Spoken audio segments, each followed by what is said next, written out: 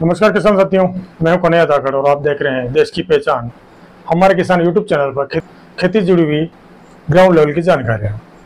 किसान साथियों, आज बात करेंगे अपन लहसुन की खेती के बारे में। और जहां तक सभी किसानों को इस चीज़ की जानकारी होगी कि लहसुन के भाव भी बहुत ही अच्छे हैं बाकी सभी फसलों को छोड़कर। तो दोस्तों, आने वाले दिनों में लहसुन की बुआई भी बहुत ज़्यादा होने वाली है और इसके लिए हम अभी खेत की तैयारी के बाद में ऐसा कौन कौन से बेसल डोज में खाद यूज करें जिससे अपने आने वाली फसल कीड़े ना लगे, अंकुरण अच्छा हो, फंगस ना लगे, ग्रोथ अच्छी हो और लहसुन के कंद अच्छे हो, मोटे हो और सफेद हो और उनका पर्दा अच्छे से बने। तो किसान साथियों, इसके साथ साथ में इस बेसल डोज से आने वाले दिनों में जो लहसुन के ऊपर थ्रिप्स लगेगी, माहू लगेगा या फंगस लगेगी, उनके लिए जो स्प्रे करेंगे अपन वो भी असरकारी होगा। इस तरह का एक बेसल डोज अपन आज तैयार करते हैं। तो आइए चर्चा करते हैं आज अपन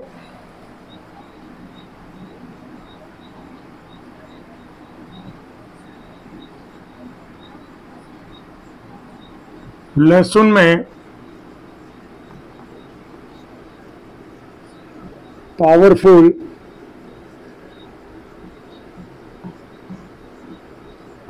बेसल डोज। ये एक ऐसा बेसल डोज होगा कि जो आगे जाकर अपनी जो पूरी लहसुन की फसल है 3 महीने तक उसमें खाद की किसी प्रकार की जरूरत नहीं पड़ेगी। तो दोस्तों, इसमें पहले जान लेते हैं अपन कि जैसे अपने खेत की तैयारी की और जब लास्ट जुताई करेंगे उस समय ये सारा बेसल डोज अपन खेत में डालेंगे। तो दोस्तों, इसमें अपन मेन चीजें पकड़े ना तो फॉस्फोरस, पोटाश और यूरिया, 3 चीजों कॉमन है, फसल को ज्यादा लगती है, सबसे ज्यादा आवश्यकता होती है। तो फॉस्फोरस की बात करें, फॉस्फोरस के लिए अपने पास में 3 माध्यम है। एक है डीएपी, पहला है डीएपी, दूसरा है दोस्तों एनपीके 12-32-16, ठीक है। और तीसरा अपने पास में माध्यम है एसएसपी यानी सिंगल सुपर फास्फेट। यदि दोस्तों अपन डीएपी ले रहे हैं तो अपन प्रति एकड़ के हिसाब से डोज लेंगे। तो डीएपी यदि अपन ले रहे हैं तो लगभग अपना 80 किलो प्रति एकड़ के हिसाब से डीएपी लेना है, जिसके अंदर अपने को फॉस्फोरस मिलेगा और यूरिया का कॉम्बिनेशन मिलेगा डीएपी के अंदर। यदि अपन डीएपी नहीं लें तो अपन एनपीके 12-32-16 लेंगे, ठीक है। तो इसकी मात्रा अपने को 2 बैग प्रति एकड़ रखनी है। यदि अपन डीएपी भी डाल रहे हैं, एनपीके भी डाल रहे हैं, अपन एसएस भी डालते हैं तो लगभग 4 बैग प्रति एकड़ के हिसाब से अपन एसएसपी डालेंगे। और यदि अपन डीएपी और एनपीके नहीं डाल रहे हैं दोस्तों, दूसरी बात यह है कि डीएपी और एनपीके यदि अपन रेडीमेड लाएंगे ना बाजार से तो अपने को कॉस्ट ज्यादा है, लगभग 1800 रुपए के आसपास तो डीएपी पड़ेगा और 1400 रुपए के आसपास एनपीके पड़ेगा। लेकिन यदि अपन यही मात्रा, यही खुराक अपन यहाँ पे तैयार करके देते हैं तो सस्ता भी पड़ेगा प्लस खुराक भी ज्यादा बनेगी। तो मान लेते हैं अपन इन दोनों चीजों को नहीं दे रहे हैं, डीएपी और एनपीके को अपन दे रहे हैं, इससे एसएसपी 4 बैग। इसके बाद में चौथे नंबर पर अपन लेते हैं पोटाश। दोस्तों, पोटाश अपने को लगभग 60 केजी से लगाकर 70 केजी प्रति एकड़ के हिसाब से लेना है, ठीक है। ये डोज अपन जो डाल रहे हैं, पोटाश डाल रहे हैं या एसएसपी डाल रहे हैं, ये वो इस तरह का डोज डाल रहे हैं, बाद में इन चीजों को अपन डालने की जरूरत नहीं पड़ेगी, ना स्प्रे में देंगे अपन ना अलग से देंगे, क्योंकि अपने पास में प्रचुर मात्रा में पोटाश, एसएसपी जो भी अपन दे रहे हैं इस बेसल डोज में देंगे, सारी मात्रा इतनी पर्याप्त मात्रा डालेंगे कि आगे देने की जरूरत अपने को नहीं पड़ेगी। और इसके बाद में दोस्तों अपन आगे लेंगे अपन 5वें नंबर पे यूरिया, क्योंकि अपन एनपीके भी दे रहे हैं और डीएपी दे रहे हैं। यूरिया, तो यूरिया में दोस्तों कम से कम अपने को 50 केजी के आसपास प्रति एकड़ के हिसाब से देना है। दोस्तों फिर याद दिला दूं मैं कि सारे ये बेसल डोज अपन जो लास्ट वाले जुताई है ना उससे पहले देंगे। ये सारा बेसल डोज देकर अपन उसमें आगे जुताई कर लेंगे, फिर अपना खेत की जो भी तैयारी है डोरी जो भी करना वो करेंगे, लहसुन की रोपाई करेंगे। ठीक है दोस्तों, ये तो हो गया तीनों अपना जो मेन फसल को लगने वाले खाद है। इसके बाद में दोस्तों अपन एसएसपी पोटाश यूरिया के बाद में बात करेंगे सल्फर की। आगे जाकर अपने फसल को सल्फर के भी बहुत ज्यादा आवश्यकता पड़ने वाली, क्योंकि दोस्तों सल्फर से अपना कंद मजबूत रहेगा, साइज अच्छी बनेगी, तो और मेन चीज है कि उसका व्हाइट बनाना, सफेद बनाना वो बरकरार रहेगा। तो दोस्तों अपने को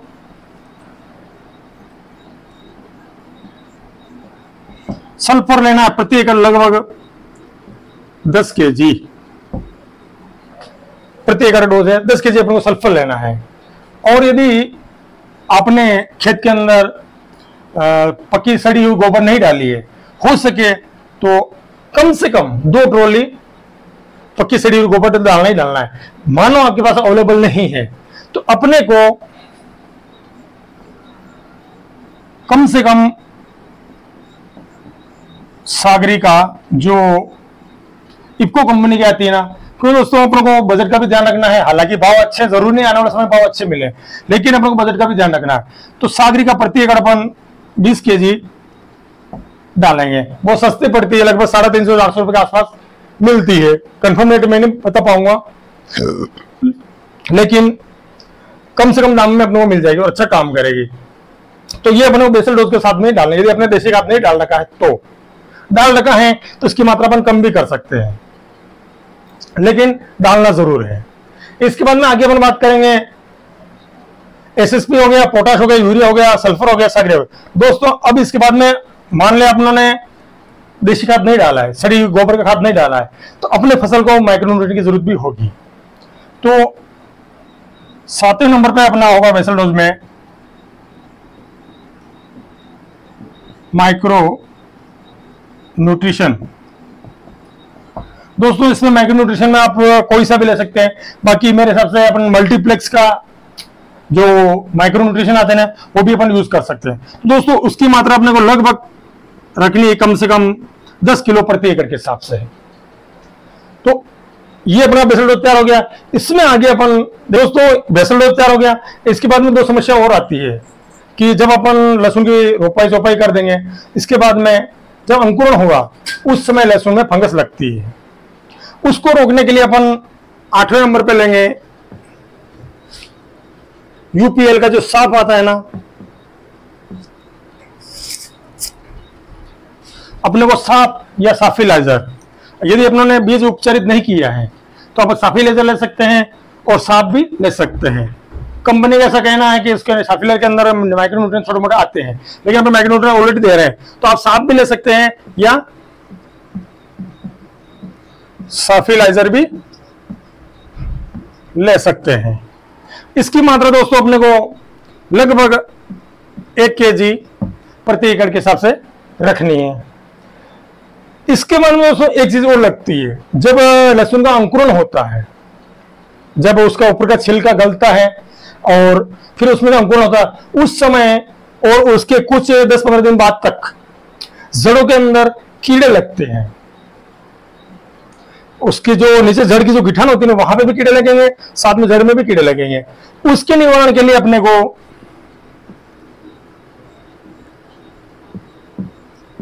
फेप्रोनिल जितना अच्छा मिल जाए आपको 5%, जितना भी अच्छा आपको एरिया में अवेलेबल हो, उस हिसाब से लगभग कम से कम 5 से लगाकर 7 kg प्रति एकड़ के हिसाब से लेना है। हो सके तो इनको अलग ना दे, सब में साथ में एक साथ कॉम्बिनेशन बिठाकर फिर भुरका होगा के एक बार और खेत को जोत के फिर क्यारे डाल दें और क्यारे के बाद में लहसुन की रोपाई कर दे। दोस्तों इस कंटेंट के अंदर जो अपने कॉम्बिनेशन मिलाया है इसके अंदर लगभग अपना पूरा काम हो जाएगा। एक चीज और बताना चाहता हूं, यदि देसी खाद नहीं डाला है, ठीक है ना, तो इसके अंदर कम से कम 2 से 3 किलो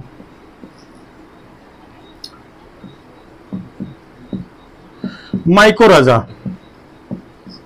चाहे तो आप अभी मिला सकते हैं, चाहे पे जो फर्स्ट अपनी नीरे गुड़े वगैरह उससे मिला के यूरिया के साथ में दे सकते हैं अपन। लेकिन अभी मिलाए तो कोई प्रॉब्लम नहीं है, और बाद में जाए तो भी कोई प्रॉब्लम नहीं है। अपने को यदि देसी खाद नहीं, देसी खाद होगा ना तो ये सारे खाद कम पड़ जाएंगे अपने खेत में, मतलब इनका डोज कम हो जाएगा।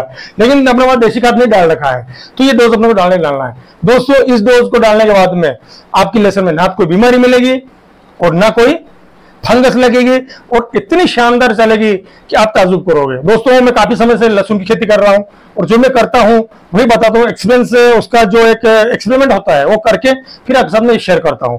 तो दोस्तों मैं भी लहसुन की बुआई करने वाला हूं, लेकिन मैंने सोचा आप सबके जानकारी साझा कर दूं। तो दोस्तों अपना एसएसपी हो गया, पोटाश हो गया, यूरिया हो गया, सल्फर हो गया, सागरिका हो गई, माइक्रोन्यूट्रिएंट हो गया, साक्विलाइजर हो गया, फिप्रोनिल हो गया और माइक्रोराइजा हो गया है। अब एक चीज और कर सकते हो, यदि ये सारा खाद जो अपन दे रहे हैं, ठीक है, साइंस और कृषि वैज्ञानिक ये कहते हैं कि 40 से 50% अपना खाद लगता है, इसके बाद में अपना खाद बेकार या जमीन के अंदर फिक्स हो जाएगा या हवा के साथ उड़ जाएगा, लेकिन फसल को नहीं लग पाएगा। इन सब के बाद में जब भी अपन पिलाएंगे, पहली पिलाई हुई, दूसरी, तीसरी, पांचवी, सातवीं, आठवीं, 10वीं, जहां तक अपन लहसुन पिलाए, हर पिलाई के अंदर अपने को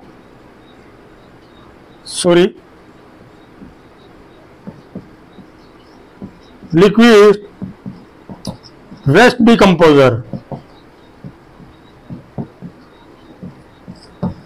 हर पिलाई में अपने को 200 लीटर लगभग वेस्ट डिकम्पोजर देना है। वेस्ट डिकम्पोजर कैसे बनाते हैं इस चैनल पर काफी सारे वीडियो पड़े हुए हैं, और यदि किसी किसान भाई को लिक्विड की जरूरत हो तो थोड़े दिन बाद में मैं तैयार करने वाला हूं। जैसे ये थोड़ा खेती से फ्री हुआ मैं खुद तैयार करूंगा, तो आपको यदि इसको मदर कल्चर चाहिए तो आप मेरे से ले सकते हैं। मेरे से नहीं लो आप तो कहीं से भी ला सकते हो, लेकिन याद रखिएगा ओरिजिनल वाला लिक्विड वेस्ट डिकम्पोजर ही यूज करना है। इसके अलावा कोई सा अपन को दूसरी कंपनी को बहकाव में नहीं आना है। ये चीजें अपन देंगे तो ये सारे खाद मैं गारंटी से कह सकता हूं कि ज्यादा नहीं माना तो 90% खाद अपने फसल को लगने हैं। बाकी मेरा मानना ये 100% नहीं, फिर भी कह रहा हूं मैं 90% लगने हैं। तो सारे बेसल डोज देने के बाद में आपके खेत में किसी चीज की कोई कमी नहीं होगी। इसके बाद में आगे जो भी प्रक्रिया होगी लहसुन की मैं आपके हर वीडियो में शेयर करता रहूंगा। तो दोस्तों आज की वीडियो में इतना ही, मिलते हैं किसी अगले वीडियो में एक नई जानकारी के साथ में। दोस्तों वीडियो पसंद आए तो लाइक करिएगा, शेयर करिएगा, कमेंट करिएगा, और जो चैनल पहली बार है वो चैनल को सब्सक्राइब करना ना भूलिएगा। मिलते हैं किसी अगले वीडियो में एक नई जानकारी के साथ में, तब तक के लिए जय हिंद, जय भारत, जय जवान, जय किसान।